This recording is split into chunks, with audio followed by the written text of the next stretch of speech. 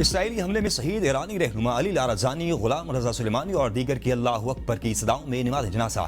जनाजे में हुकूमती अहदेदारों, फौजी क़यादत समेत हज़ारों अफराद की शिरकत। आला सिक्योरिटी व सेज फोर्स के रहनुमाओं की तदफीन की तैयारियां। अली लारजानी गुज़िश्ता रोज़ तेहरान में इसराइली हमले में अपने बेटे समेत शहीद हुए थे। बसीज फोर्स के कमांडर गुलाम रजा सुलेमानी तेहरान पर इसराइली लड़ाका तैयारों के फ़िज़ाई हमले में निशाना बने। ईरानी बहरिया के दर्जनों एहलकारों की नमाज जनाजा भी अदा कर दी गई जो जंगी जहाज पर तैनात थे। ये जहाज 4 मार्च को श्रीलंका के साहिल के करीब मुबैना तौर पर अमरीकी बहरिया के टारपेडो हमले का निशाना बना था। अली लारजानी के एक्स अकाउंट से बयान में लिखा गया है कि खुदा का एक बंदा खुदा से जा मिला। अली लारजानी को मशरिकी तेहरान में उस वक्त निशाना बनाया गया जब वो अपनी बेटी से मिलने गए हुए थे। इसराइली फौज का ईरानी इंटेलिजेंस मिनिस्टर इस्माइल खतीब को भी निशाना बनाने का दावा ईरान ने तस्दीक नहीं की। ईरानी सदर का अली लारजानी की शहादत का सख्त इंतकाम लेने का ऐलान। डॉक्टर मसूद पज़ेश्कियान ने अली लारजानी को एक मुमताज और काबिल कदर शख्सियत करार देते हुए कहा कि उन्होंने इस्लामी जमहूरिया ईरान की जिंदगी भर मुख्तलिफ अहम ओहदों पर खिदमात अंजाम दी हैं और मुल्क की तरक्की और कौमी पॉलिसी साजी में नुमाया किरदार अदा किया। वज़ीर ख़ारिजा अब्बास अराग़ची ने कहा कि अली लारजानी की शहादत से निज़ाम मुतासर नहीं होगा। हमारे सुप्रीम लीडर की शहादत के बावजूद भी निज़ाम को फर्क नहीं पड़ा। पासदारान इंक़लाब का कहना है कि अजीम शोहदा का खून रायगा नहीं जाएगा।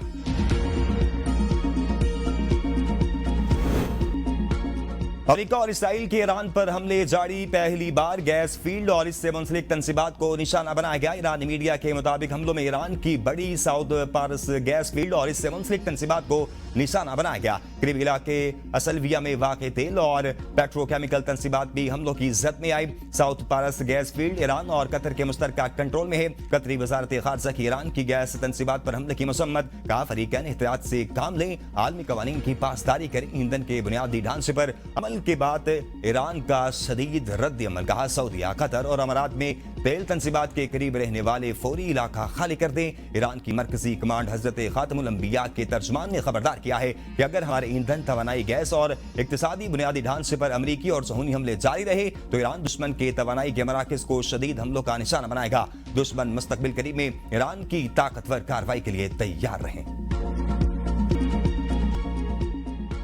अली लारजानी की शहादत ईरान का दुश्मन पर पलटकर वार। हमलों में तेजी। इसराइल पर क्लस्टर और खैबर वन बम्बों की बारिश। सहूनी रियासत पर आग बरसने लगी। तेल अवीव और यरूशलेम में मुतअद्दिद मकामात पर आग भड़क उठी। 2 इसराइली हलाक, 14 जख्मी, कई गाड़ियां तबाह, जबकि इमारतों को भी नुकसान पहुंचा। रिपोर्टर्स ने रेलवे स्टेशन की तबाही के मनाजिर दुनिया को दिखा दिए। तेल अवीव में रेलवे स्टेशन को भी निशाना बना गया। ईरान पासदारान इंक़लाब ने एक बयान में वाज़ेह किया है कि ऑपरेशन वादा सादिक 4 के तहत इसराइल के खिलाफ हमलों की 62वीं लहर का आगाज कर दिया। इसराइली वज़ीर आज़म नेतन्याहू ने इसराइली मिसाइलों को चैलेंज करार दिया। मिसाइल हमले रोकने इसराइल के लिए मुश्किल हो रहा है।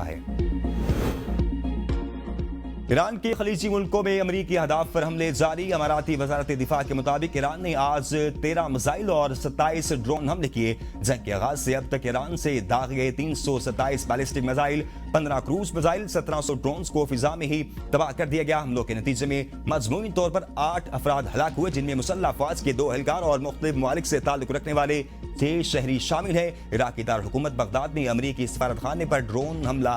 अरब मीडिया के मुताबिक दिफाई निजाम की जानिब से ड्रोन तैयारे को रोकने के लिए कार्रवाई की गई। ड्रोन तैयारा अमरीकी सफारतखाने के हाथे में जा गिरा। ईरानी मिसाइल हमलों के खतरे के पेश नजर बहरिया में सायरन बज उठे।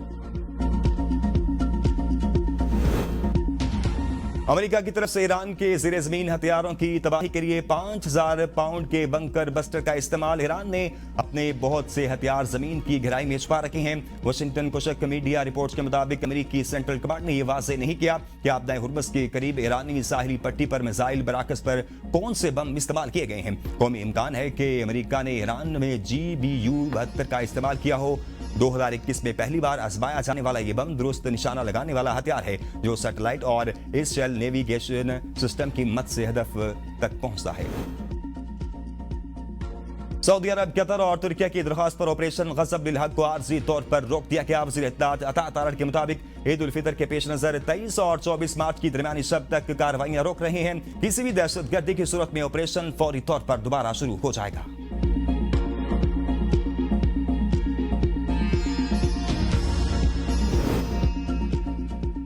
काबुल में हालिया हमले का टारगेटेड अफगान तालिबान के गोला बारूद और हथियार थे। DGI SPR कहते हैं गोला बारूद फटने से जो धमाके हुए उन्हें पूरे शहर ने देखा। हमले का टारगेट अफगान तालिबान के ड्रोन तैयारों का एक डिपो भी था। इस हमले में सिविलियन हलाकतों का प्रोपेगेंडा झूठ है। तालिबान के अक्सर जंगजू वर्दी नहीं बल्कि सिविलियन लिबास पहनते हैं। तालिबान मनशियात के आदी अफराद को खुदकुश हमलों के लिए भी इस्तेमाल करते हैं। ट्रंप की एक बार फिर ईरान और इसके हामियों को सख्त नताइज की धमकी। सोशल मीडिया पर अपने पैगाम में कहा कि ईरान की मौजूदा कुव्वत को मुकम्मल खत्म किया जाएगा। ईरान के असर सूख से फायदा उठाने वाले ममालिक नताइज के जिम्मेदार खुद होंगे। इससे अमेरिका के गैर फाल इत्तेहादियों पर भी दबाव बढ़ेगा। ऐसा इकदाम इत्तेहादी ममालिक को ज्यादा तेजी से मुतहरिक कर सकता है और इन्हें आलमी मामलात में ज्यादा जिम्मेदारी लेने पर मजबूर करेगा। ट्रंप ने कहा कि हम आबनाए हुर्मुज़ पर शदीद बमबारी करके इसकी हैयत को तब्दील कर देंगे। अली लारजानी की शहादत के बाद बयान में ट्रंप ने कहा कि हम अपने शेड्यूल से आगे जा रहे हैं। हम ईरान पर हमला ना करते तो वो अब तक एटमी हथियार बन चुका होता।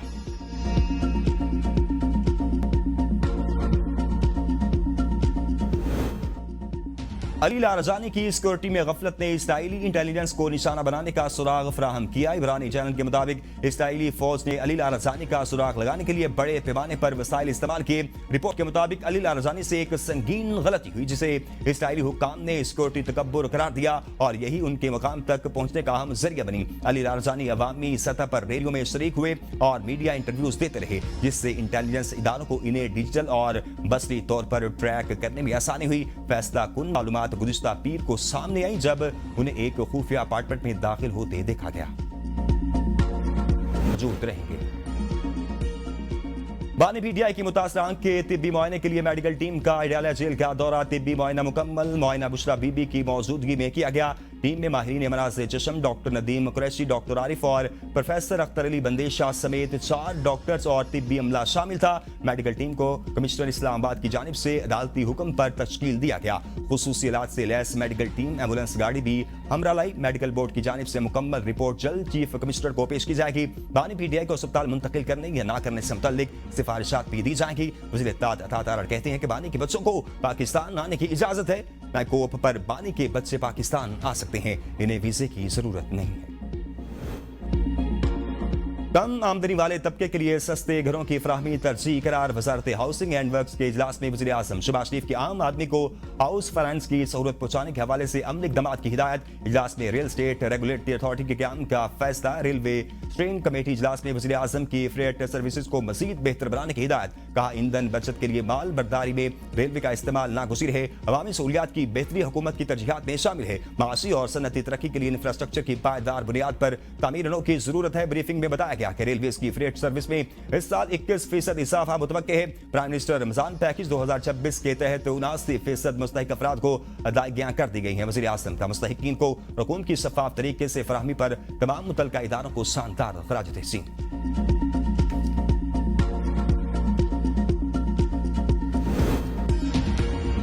वज़ीर आज़म शहबाज शरीफ का कुवैत के वली अहद और ओमान के सुल्तान से टेलीफोनिक राब्ता। कुवैत और ओमान में हमलों की मजम्मत, जानी नुकसान पर इज़हार अफसोस। हमने इस्तेकाम बरकरार रखने और तमाम इख्तिलाफात को मुज़ाकरात और सिफारतकारी से हल करने पर जोर। दरीना बरादराना ताल्लुकात को मज़ीद मजबूत बनाने के अज़म का अदा। वज़ीर आज़म की ओमान के सुल्तान को दौरा पाकिस्तान की दावत।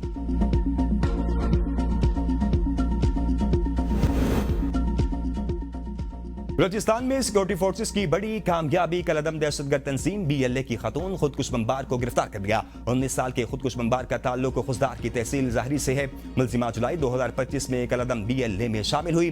खातून BLA कमांडर सलीम जान उर्फ दिल जान से राब्ते में थी। मुलजिमा के BYC से भी राब्ते थे। मुलजिमा साबिक TTP कारिंदे इब्राहिम उर्फ काजी के लिए भी सहूलतकारी करती रही। लाइबा ने बताया कि मुझे खुदकुश मिशन के लिए तैयार किया गया था कि गिरफ्तार हो गई। तमाम खवातीन से कहूंगी कि किसी गलत सरगर्मी का हिस्सा न बने।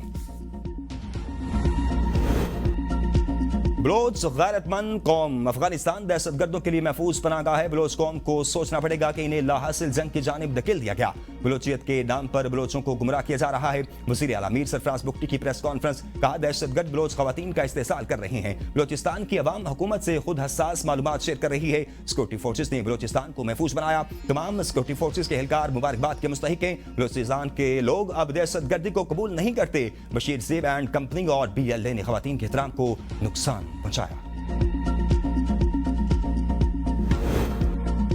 सऊदी अरब में चांद नजर नहीं आया। ईद उल फितर जुम्मा को होगी। तुर्किया में ईद उल फितर 20 मार्च बरोज जुम्मा को होगी। सिंगापुर में ईद उल फितर 21 मार्च बरोज हफ्ता को होगी। पाकिस्तान में शवाल का चांद देखने के लिए मरकजी और जोनल रुयत हिलाल कमेटियों के इजलास कल होंगे। मरकजी रुयत हिलाल कमेटी के चेयरमैन मौलाना अब्दुल खबीर आजाद कल होने वाले इजलास की सदारत करेंगे। माहिरीन फल्कियात का भी कहना है कि ईद 21 मार्च को होने का इम्कान है।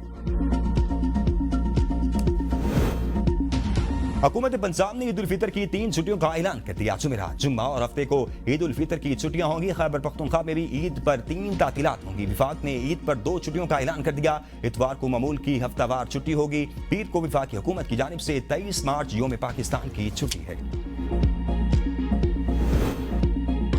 चांद नजर आए बगैर तो ऐलान नहीं किया जा सकता। इस्लामाबाद हाई कोर्ट के चीफ जस्टिस के ईद के चांद का जल्दी ऐलान का हुक्म देने की दरख्वास्त पर समाअत के दौरान रिमार्क्स। कहा, पहले चांद की शहादतें चारों सूबों से इकट्ठी की जाती हैं, फिर मीटिंग होती है, इसके बाद फैसला किया जाता है, तभी वक्त तो लग जाता है। वजारत मसबी अमूर से रिपोर्ट तलब कर ली। शहरी ने दरख्वास्त में मौक़िफ़ अख्तियार किया कि चांद के ऐलान में ताख़ीर से लोग तावीरावी भी नहीं पढ़ पाते। मार्केट्स में अचानक रश बढ़ जाता है। रुयत हिलाल कमेटी को चांद देकर जल्दी ऐलान करने का हुक्म देने की इस्तदा।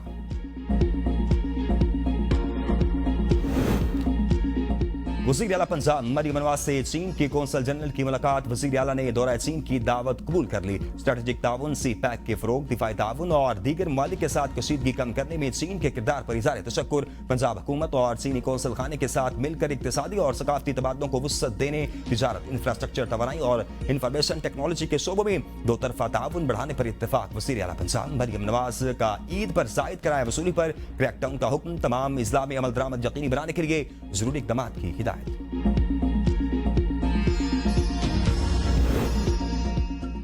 सिंध हुकूमत का दरिया सिंध पर नया सखर रोडी पुल बनाने का फैसला। Public private partnership policy board के इजलास में मंसूबों के साथ निजी शोबे की सरमायाकारी बढ़ाने के लिए इस्तेहाद की मंजूरी। मुराद अली शाह ने कहा कि नया पुल सखर और रोडी समेत मुल्हिका इलाकों को आपस में मुंसलिक करेगा। दरिया सिंध पर नए सखर रोडी पुल से मौजूदा रास्तों पर ट्रैफिक का दबाव कम होगा। वज़ीर बल्दियात ने बताया कि भारी ट्रैफिक को लेस डाउन पुल इस्तेमाल करने की इजाजत नहीं है। पुल पर ट्रैफिक दबाव से एम्बुलेंस और इमरजेंसी सर्विसेज मुतासिर हो सकती हैं। नए पुल से ट्रैफिक जाम और रश में वाज़ेह कमी होगी।